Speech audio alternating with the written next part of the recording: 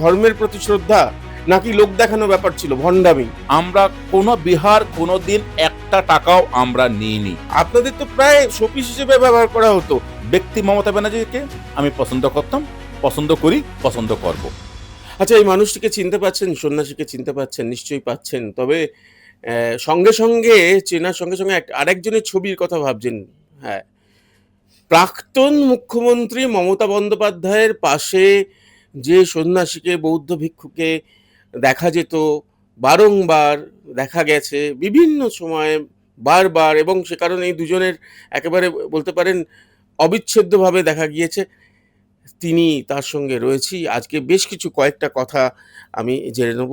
Doctor Arunjyoti ভিক্ষু, তার কাছে এসেছি। ধন্যবাদ। হ্যাঁ, অনেক অনেক ধন্যবাদ। কয়েকটা কথা একটু জানতে চাই। সেটা হচ্ছে যে এই মুহূর্তে আপনি কেমন আছেন? আপনাকে তো আর পাশে দেখা যাচ্ছে না, প্রাক্তন মুখ্যমন্ত্রী মমতা বন্দ্যোপাধ্যায়ের পাশে দেখা যাচ্ছে না কেন? আপনার কি প্রয়োজন ফুরিয়ে গেল, নাকি আপনি যাচ্ছেন না ভয়ে, নাকি ওনার প্রয়োজন ফুরিয়ে গেল আপনাকে? দেখুন, এখন আর দেখানোর কিছু নেই? না, দেখুন, কিছু কিছু কনসেপ্ট আমাদের যারা দর্শক মন্ডলী আছেন বা আমাদের যারা বক্তা মন্ডলী আছেন, সবার কাছে একটা কনসেপ্ট চলে গেছিল যে আমরা হয়তো কোন একটা পার্টির সদস্য হয়ে গেছি। আমরা বৌদ্ধ সন্ন্যাসী। ভগবান গৌতম বুদ্ধ আমাদের শিক্ষা দিয়েছেন অহিংসা পরম ধর্ম। ভগবান বুদ্ধকে যখন জিজ্ঞাসা করা হয়েছিল যে কখনো যদি রাজন্যবর্গের বিরুদ্ধে যদি যেতে হয় আমরা কি করব, তখন বুদ্ধ বলেছিলেন আপনারা সবাই চেষ্টা করবেন ভিক্ষু সঙ্গ এবং আমার বক্তমণ্ডলী যে রাজার সাথে থাকার জন্য। যদি কখনো দেখেন যে রাজার থেকে প্রজারা বেশি বিরক্ত হয়ে গেছে, প্রজার সংখ্যা বেশি, তখন আপনারা ভাবতে পারেন, কিন্তু রাজার সাথে, সরকারের সাথে থাকা, এটা ভগবান বুদ্ধ আমাদেরকে শিক্ষা দিয়েছেন। তো সেই শিক্ষায় আপনারা মনে করছেন ইদানিং মিডিয়া এত বেশি প্রচার হচ্ছে। আগে যেমন মাননীয় মুখ্যমন্ত্রী জ্যোতি বসু মহাশয়, আমাদের বুদ্ধদেব ভট্টাচার্য মহাশয়, তাদের সময়কালও মিডিয়া ছিল, কিন্তু এত বারবারন্ত ছিল না মিডিয়ার, তাই এত কিছু প্রচার হয়নি। 2011 সালের আগে আমরা কিন্তু বামপন্থী সরকারের সাথে আমরা কাজ করেছি। আমাদের করেছেন তো, দেখা যেত না তো? ওই মিডিয়া প্রচার হয়নি। তার আপনাদের ছবি তো উঠতো তখন, তো ছবি, আমাদের অনেক ছবি আছে। আমাদের মোহাম্মদ সেলিম তার সাথে অনেক ছবি আছে আমাদের, যে তখন তিনি যখন সংখ্যালঘু মিনিস্টার ছিলেন, অনেক ছবি, অনেক অনুষ্ঠান আমরা করেছি। তারপরে যখন পালাবদল হলো, আচ্ছা, আমি কিন্তু আগে থাকতে ক্ষমা চেয়ে নিচ্ছি আপনার কাছে, মাঝে মধ্যেই কিন্তু আমি থামাবো। যা কোয়েশ্চেন করবেন আপনার, যা বক্তব্য সেটা ওপেনলি, কারণ আমাদের মধ্যে তো কোনো কিছু লুকোচুরির ব্যাপার নাই। আমি বৌদ্ধ সন্ন্যাসী। আমাদেরকে এই সমাজের মধ্যে, এই ভারতবর্ষে থেরোবাদী বৌদ্ধ সন্ন্যাসীদের, হিন্দু বৌদ্ধ সন্ন্যাসী অনেকে চিনত না। আমাদের শ্রদ্ধেয় দালাল আমাকে চিনতেন এবং মহাযান বৌদ্ধ ধর্মকে চিনতেন, মহাযানীদের যারা লামাইজম ফলো করেন, কিন্তু আমাদেরকে চিনত না। তা আমরা সময়ের সাথে তাল দিয়ে মমতা ব্যানার্জি মহাশয়ের যে সরকার গঠিত হয়েছে, তিনি আমাদেরকে বারবার ডেকেছেন এবং তিনি ব্যক্তিগতভাবে আমার সাথে সুসম্পর্ক ছিল, এটা সত্য। এবং আমাদের নানা যে বুদ্ধ পূর্ণিমা ছুটিটা আমরা বামপন্থী সরকার আমলে পাইনি, আমরা পেয়েছি মমতা ব্যানার্জি সরকার আমলে। তাই ব্যক্তিগতভাবে তার কাছে আমরা সেই জায়গাটায় কৃতজ্ঞ। আমাদের অনেক আন্দোলন হয়েছে। এই বুদ্ধ পূর্ণিমার ছুটি তো কেন্দ্রীয় সরকারও না, একটা ছিল না, এবং এটা শুধুমাত্র রেস্ট্রিক্ট ছিল। যারা বৌদ্ধ তাদের ক্ষেত্রে একমাত্র অ্যালাউ ছিল, কিন্তু বাকিদের ছিল না। কিন্তু যেটা মমতা ব্যানার্জি 2017 সালের বুদ্ধ পূর্ণিমা থেকে শুরু করে, অর্থাৎ তিনি কন্টিনিউতে ছুটি দিয়েছেন এবং পশ্চিমবঙ্গে এনআইটি ছুটি দিয়েছেন। তো সেই জায়গায় দাঁড়িয়ে তার কাছে আমরা একটা কৃতজ্ঞ ছিলাম। এবং সরকার যখন আমাদের ডাকে, আমাদের চিফ সেক্রেটারি যখন আমাদের ডাকেন, তখন আমাদেরকে অবশ্যই অ্যাটেন্ড থাকতে হয়। কলকাতা পুলিশ যখন আমাদের ডাকেন, তখন আমাদেরকে অ্যাটেন্ড থাকতে হয়। সেভাবে আমরা অ্যাটেন্ড ছিলাম। হ্যাঁ, ব্যক্তিগতভাবে ব্যক্তি মমতা ব্যানার্জিকে আমি পছন্দ করতাম, পছন্দ করি, পছন্দ করব, এখানে কোনো সন্দেহ নেই। কারণটা কি? ব্যক্তি মমতাকে পছন্দ করবে কারণে যে ওনার যে দীর্ঘ আন্দোলনের রূপরেখা, এবং তিনি সরকার গঠন করেছেন, এবং সরকার গঠন করার পরে আমাদেরকে বুদ্ধ পূর্ণিমা ছুটি দেওয়ার কথা ছিল, উনি ছুটি দিয়েছেন। ইভেন প্রীতমবাবু, আপনি খেয়াল করবেন, এবং আমি একদম দেড়তকন্তে বলতে পারি, আমি একজন বৌদ্ধ সন্ন্যাসী। আমি মমতা ব্যানার্জির সরকারের কাছ থেকে বা মমতা ব্যানার্জির পার্টির কাছ থেকে, তৃণমূল থেকে কোনো দিন আমার এই টালিগঞ্জ বিহার, আমার শিলিগুড়ি বুদ্ধবাতী বিহার, আমাদের হ্যামিল্টনগঞ্জ পুণ্যজ্যোতি বুদ্ধ বিহার, আমরা কোনো বিহার কোনো দিন একটা টাকাও আমরা নিইনি। মমতা ব্যানার্জি শুধু আমাদের বুদ্ধ পূর্ণিমা ছুটি দিয়েছেন এবং তিনি বুদ্ধ পূর্ণিমাতে এসেছিলেন প্রথমবার, শুধুমাত্র সেই কৃতজ্ঞতার জন্য। কৃতজ্ঞতা। কিন্তু আমি যদি বলি, ধর্মের দিক থেকে যদি বলি, এই যে সবাইকে একসঙ্গে হাজির করা, এটা কি লোক দেখানো? এটা কি এই সম্প্রীতি? এটা কি লোক দেখানো? আপনি একদম সত্যি করে যদি বলেন যে হ্যাঁ, লোক দেখানো চলে, কারণ আমি যতদূর জানি আপনার কাছ থেকেই কখনো শুনলাম যে দলের আরেকজন অভিষেক বন্দ্যোপাধ্যায় তিনি তাকে ফোন করলে কিন্তু তিনি ফোন ধরেননি আপনার। না, অর্থাৎ অর্থাৎ কি শ্রদ্ধা, সত্যিকারের ধর্মের প্রতি শ্রদ্ধা, নাকি লোক দেখানো ব্যাপার ছিল, ভণ্ডামি? সেটা সেটা তারা বলতে পারবে না। আমরা সন্ন্যাসী মানুষ, কি মনে আমরা হয়েছে? সে বিষয়ে বলতে পারবো না। কি আমরা মনে সে বিষয়ে হয়েছে, বলতে পারবো দেখে না। কি মনে কিন্তু হয়েছে? অভিষেক ব্যানার্জি যখন আমাদের কোনো সভাতে দেখতেন, তিনি যেভাবে নত হয়ে, যে নরম ভাষায় যেভাবে তিনি অর্থাৎ শ্রদ্ধা নিবেদন করতেন, কিন্তু তিনি একটা ব্যক্তি জীবন, আমি যখন কোনো প্রয়োজনে বা কোনো একটা ওনাদের দরকার হয়তো কোনো কারণে ফোন করেছি, হয়তো তিনি ফোন রিসিভ করেন, অন্য কাউকে দিয়ে রিসিভ করিয়েছেন। কিন্তু এটা তো একটা রাজনীতির দল চালাতে গেলে তাদেরকে যেটা করতে হয় তারা তাদের মতো করে করেছেন। তাদের চলার মধ্যে ভুল ছিল। আমি তো অনেক ভুল ছিল? 100% ভুল ছিল। ধর্মীয় দিক থেকে ভুল ছিল? না, ধর্মীয় দিক থেকে আমি কথা বলতে পারি, মানুষ হিসেবে কথা বলতে পারি যে ধর্মীয় দিক থেকে ভুল ছিল না? আহ, না, কোনো একটা ধর্মকে বিশেষ করে, এটা বারবার শোনা যায়, কোনো একটি বিশেষ ধর্মকে বিশেষ করে হাইলাইট করা, তাদের প্রতি তাদের ভোট ব্যাংকের কথা ভেবে করা, এবং হিন্দু ধর্ম বা অন্য ধর্মকে অতটা গুরুত্ব না দেওয়া, আপনাদের তো শোপিস হিসেবে ব্যবহার করা, আপনাদের তো প্রায় শোপিস হিসেবে ব্যবহার করা হতো। মানে আপনি একজন হিন্দু ধর্ম, বৌদ্ধ ধর্মের প্রতিনিধি, আপনি গেরুয়া বসন পরে রয়েছেন, আর একজন তিনি অন্য ধর্মের, খ্রিস্টান ধর্মের প্রতিনিধি। হ্যাঁ, এটা এটা আপনি একটুখানি সত্যিকারের যদি বলেন, এই অভিযোগ তো উঠেছে, বারবার উঠেছে, এখনো উঠছে, আগেও উঠেছে, তারপরে তিনি হয়তো চেঞ্জ করেছেন, যে দেখেছেন যে যখন হিন্দু ধর্মের এত চারিদিক থেকে বাড়বাড়ন্ত হচ্ছে, তখন হচ্ছে। আপনার কি মনে না, হয়েছে? একটা কথা বলি। দেখুন, সত্য সত্য বলতে হবে। উনি যেটা শো করেছেন, আমাদেরকে দেখেছেন, আমাদেরকে দেখিয়েছেন, উনি যেটা শো করেছেন সেটা উনি উনি করিয়েছেন। কিন্তু এটা ঠিক কথা যে হয়তো তিনি তার সরকার আমলে তিনি যতটুকু পেরেছেন সবার জন্য হয়তো ভেবেছেন। হয়তো তিনি তার পার্টি নেতাদের হয়তো অর্থাৎ তিনি কন্ট্রোল করতে পারেননি। হয়তো সেদিকে তিনি চিন্তা করেননি। কিছু কিছু ক্ষেত্রে তার সিদ্ধান্ত, তিনি একজন মুখ্যমন্ত্রী, তিনি যে সিদ্ধান্ত নিলে আমাদের পশ্চিমবঙ্গের অর্থাৎ সম্মান আরো বাড়তো, হয়তো তিনি অনেক ক্ষেত্রে, যেমন অভয়াকাণ্ড থেকে শুরু করে অনেক ক্ষেত্রে হয়তো সেরকম কঠোর পদক্ষেপ তিনি নেননি। সেই পদক্ষেপগুলো যদি নিতেন তাহলে তার পরিবর্তনটা অন্য কিছু হতো। সে জায়গাটা গিয়ে অন্তত 2021 সালে তিনি জিতে আসার পর থেকে আমি মন্তব্য করেছি, ওনাকেও জানিয়েছি যে 2021 সালে যদি জেতে আসার পর থেকে তিনি যদি সবার মুখ্যমন্ত্রী হতেন, তিনি যদি সবার জন্য ভাবতেন, আপনি যেগুলো বলছেন যদি সবার জন্য ভাবতেন, এবং আইন শৃঙ্খলাকে তিনি যদি কঠোর হস্তে দমন করতে পারতেন, এবং তার যারা বিভিন্ন পদাধিকারী আছেন আইন শৃঙ্খলাকে দমন না, তাদেরকে রক্ষা করতে পারতেন, বলবৎ করতে পারতেন, পুলিশকে আরো ক্ষমতা দিতেন, এবং তার নেতাদের, তার লিডার যারা ছিল তাদেরকে যদি তিনি কন্ট্রোল করতে পারতেন। আজকে যে বিষয়গুলো আসছে এখানে তো এগুলো সাজানো নয়, এগুলো তো বাস্তব হচ্ছে। 1 মাস সরকার গঠন হয়েছে, বিজেপি সরকার 1 মাস গঠন করেছে, কিন্তু এর মধ্যে যে বিষয়গুলো সব তো ফেলনা নয়, এখানে অনেক কিছু তো বাস্তব রয়েছে। তো এই জায়গাগুলোকে তাকে চিন্তা করার দরকার ছিল, যদি 26 আমার পতন হয় তাহলে আমার কি পরিস্থিতি হবে, আমার পার্টির কি পরিস্থিতি হবে, তাকে আগে থেকে ভাবার দরকার ছিল। তিনি পোরকভার রাজনীতিবিদ, স্টেট ফাইটার, এই জায়গা থেকে মমতা দিয়ে উঠে এসছেন। তো সেই জায়গায় দাঁড়িয়ে তাকে ভবিষ্যৎ ভাবতে হবে। আমরা বৌদ্ধরা বিশ্বাস করি অনিত্য, দুঃখ, অনাত্ম। অনিত্য তো মানে ইমপার্মানেন্ট, সবকিছু পরিবর্তনশীল। 15 বছর তিনি অর্থাৎ ক্ষমতায় ছিলেন, তার আগে তাকে ভাবার দরকার ছিল যে তার পার্টি লিডারদের যারা আজকে বিভিন্নভাবে এত সমালোচনা করেছে, পার্টিকে অনেকটা ধ্বংসের কারণ হয়েছে, তাদেরকে কন্ট্রোল করা দরকার ছিল মমতাদির। সেটা হয়তো তিনি পেরে ওঠেননি, কোথাও স্নেহন্দের কারণে, কোথাও তার হয়তো সেই ভাবনাটাটুকু আসেনি, বা কখনো বা তার অহংকার চলে এসেছিল যে আমার কোনো অসুবিধা নেই, বাংলার মানুষ আমার সাথে আছে, সেটা হয়তো ভুল বুঝেছেন।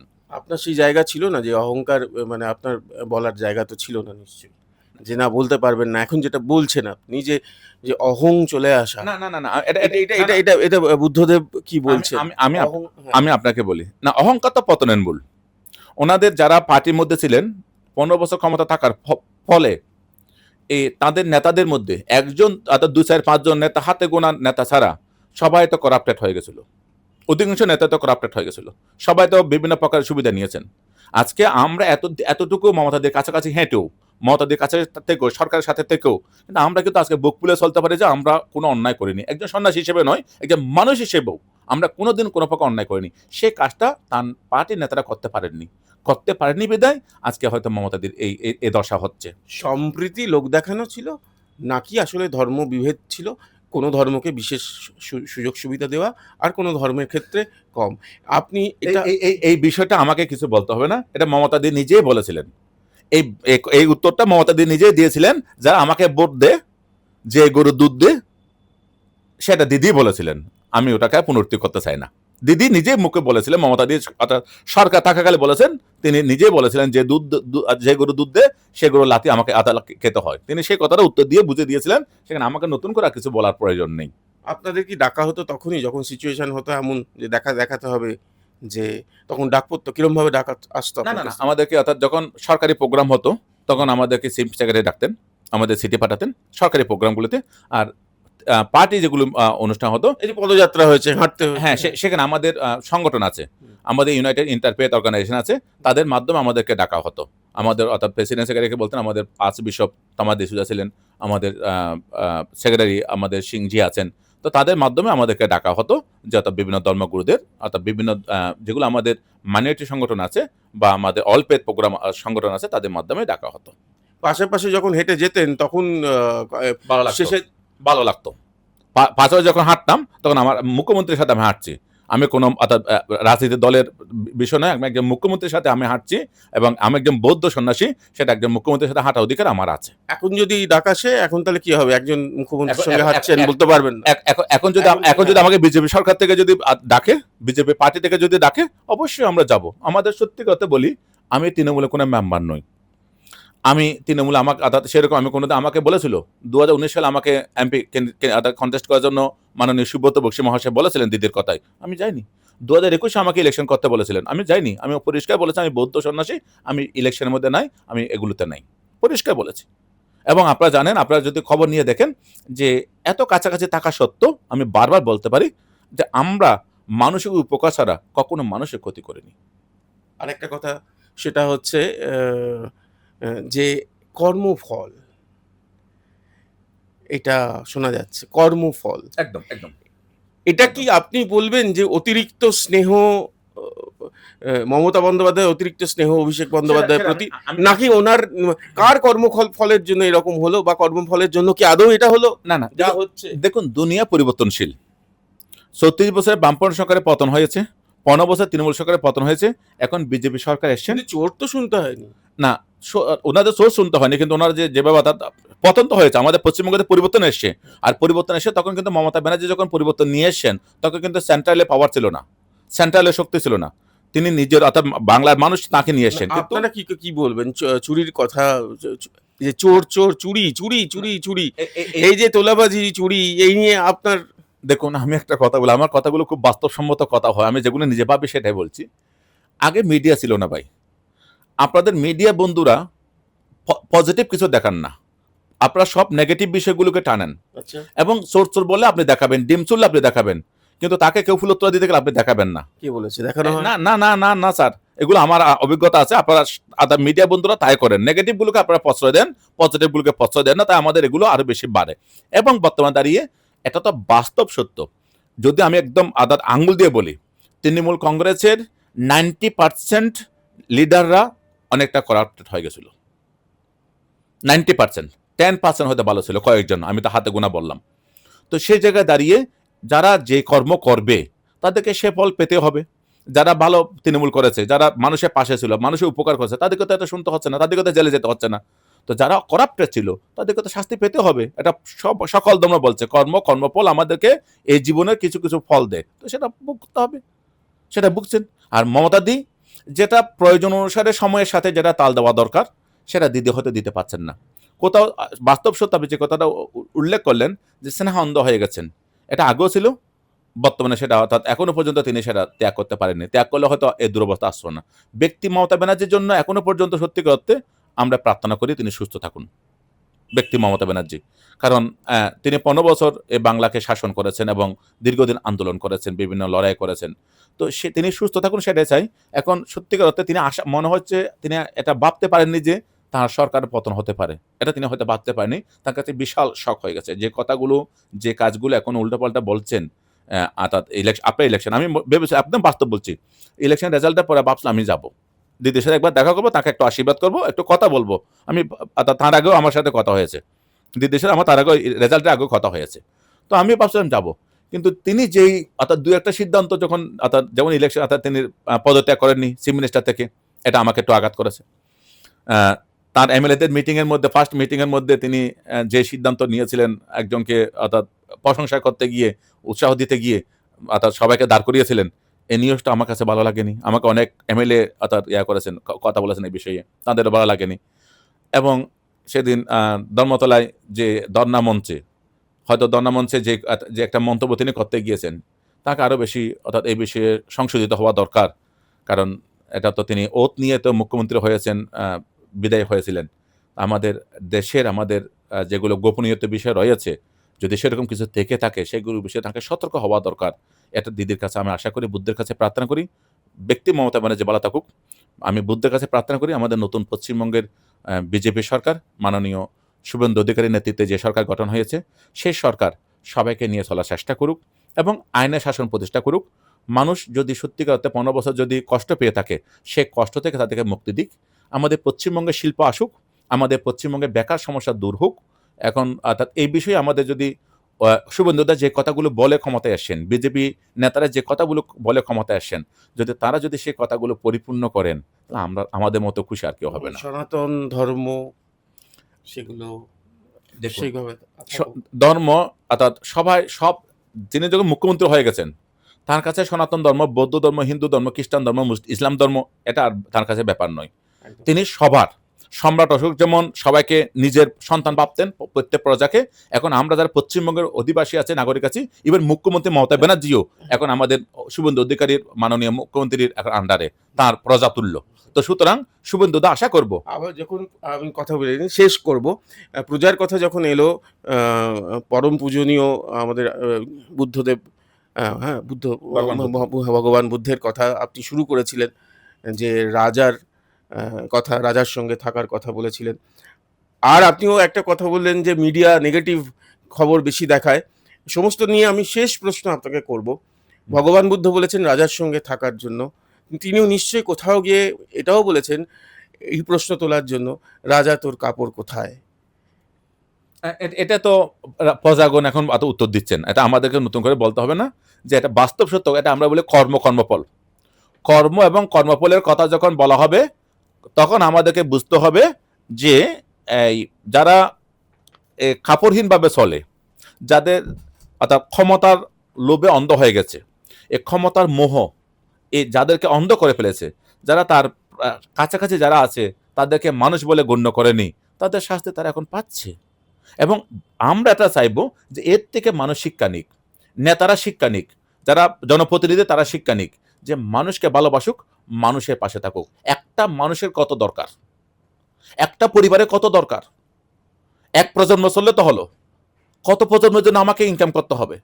তো মানুষের একটা, ভগবান বুদ্ধ চুরি বলতে করতে হবে। সন্তুষ্টি পরম ধন। এই সন্তুষ্টি যদি না থাকে মানুষের মধ্যে, তিনি ক্ষমতা পেয়েছেন, ক্ষমতা পেয়ে যাচ্ছে তাই করে যাবেন না, এটা নয়। তুমি ক্ষমতা পেয়েছো, তোমার আত্মকল্যাণের সাথে বিশেষ করে পরকল্যাণ সম্পাদন করো। পরকল্যাণ যখন সম্পাদন করবে, তুমি বারবার নির্বাচনে জিতে আসবে, তোমাকে মানুষ ভালোবাসবে, অন্তর থেকে ভালোবাসবে। সেই ভালোবাসা সবাই অর্জন করুক, এটাই আমাদের কামনা। মাননীয় ভিক্ষু, আমি আপনাকে অনেক ধন্যবাদ জানাচ্ছি। শেষে একটা জিনিস বলবো, তাহলে তো আমরা পজিটিভ নোটেই শেষ করলাম খবরটা। আজকে আপনার ইন্টারভিউ, এটা তো নেগেটিভের মধ্য দিয়ে যাতে পজিটিভ দিকে যাওয়া যায়, তারই তো একটা উদ্যোগ। সেটা তো স্বীকার করলেন। অনেক ধন্যবাদ আপনাকে এবং এই সময় ডিজিটালকে, যে আজকে আপনি এই কথাগুলো বলার জন্য, জিজ্ঞাসা করার জন্য আসলেন। এবং এটা বাস্তব, আমরা প্রত্যেকে চাই ভারতবর্ষের একটা সুনাম আছে। আমাদের দেশ বিদেশে যখন আমরা যাই, বিভিন্ন দেশে যখন আমরা যাই, তখন ইন্ডিয়ার একটা আলাদা সুনাম আছে। এদেশে অনেক মুনি ঋষি জন্মগ্রহণ করেছেন। সুতরাং এই দেশটা ভালো থাকুক, এদেশের মানুষ ভালো থাকুক, মিলেমিশে থাকুক, সম্প্রীতির বন্ধনে থাকুক। আগে যেভাবে বলছেন যে একটা অর্থাৎ ধর্মকে মমতা দিয়ে প্রশ্রয় দিতেন, ঠিক তেমনিভাবে বর্তমান সরকার যেন একটা ধর্মকে প্রশ্রয় নয়, সকল ধর্মকে নিয়ে চলার জন্য প্রত্যয় রাখে, আমরা বর্তমান সরকারের কাছে সেটাই আমাদের আন্তরিক কামনা। শেষ করব ভগবান বুদ্ধের যদি কোনো মন্ত্র দিয়ে আপনি যদি আপনাদের সবার মঙ্গল কামনা করে একজন বৌদ্ধ সন্ন্যাসী হিসেবে আমি ভগবান গৌতম বুদ্ধের পবিত্র ত্রিপিটক থেকে 2 লাইন আপনাদের কল্যাণে আবৃত্তি করছি। নমো তস্য ভগবতো অরহতো সম্মা সম্বুদ্ধস্য, বুদ্ধং শরণং গচ্ছামি, ধম্মং শরণং গচ্ছামি, সংঘং শরণং গচ্ছামি সভ্যপাপস্য অকরণং কুশলস্য সাচিত্তপর্যুদপানং এতং বুদ্ধান শাসনং। সভ্যে সত্তা সুখিতা হন্তু, জগতের সকল প্রাণী সুখী হোক।